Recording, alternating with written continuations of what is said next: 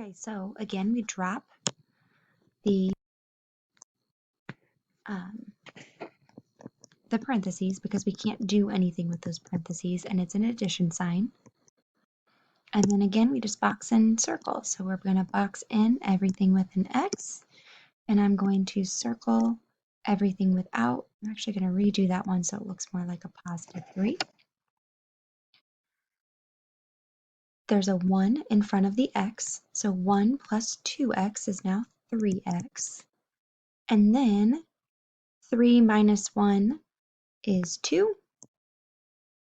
And so my answer is 3x plus 2. Remember, 1x plus 2x equals that 3x.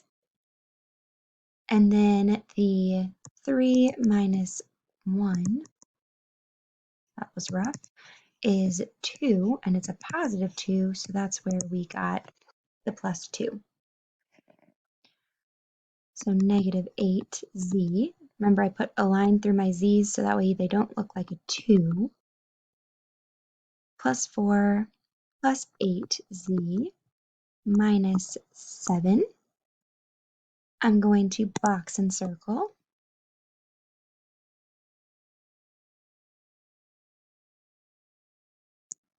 I have negative 8z plus 8z.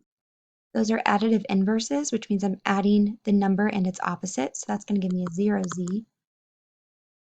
And then 4 minus 7, we're going to do keep, change, change. They're different signs, so we subtract. 7 minus 4 is 3, and my 7's larger, so it's negative. So it looks like we have 0z minus 3, but we actually don't even need this 0z, so we can just write that as negative 3.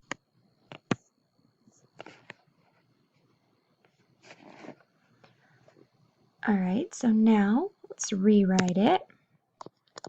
4.5 minus n plus negative 10n plus 6.5. Box and circle. Since this one has a negative in front of it, I actually don't need to include that addition sign because it's already telling me that 10 is negative. So we have negative 1n, because there's a 1 in front of the n, plus a negative 10n. And so when we add those together, we get same sign.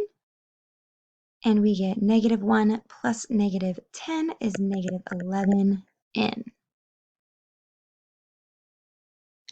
4.5 plus 6.5. So when we add these, remember we line up our decimals. 5 plus 5 is 10. Bring down my decimal. 6 plus 4 is 10, plus 1 is 11. So this is equal to 11. I don't need to add the 0.0 because it's a 0. So now my answer is negative 11n less 11. Last one, we have 1/2 w minus 3 plus 1/4 w plus 3. Sorry, that's kind of hard to read. We're going to box and circle again.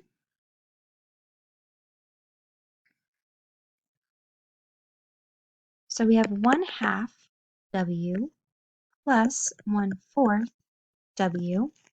In order to add fractions from chapter 1, we remember that we have to find a common denominator. So I can multiply 2 by something to get 4. So I'm going to multiply by 2. 2 times 2 is 4, so now my denominator is the same. 2 times 1 is 2.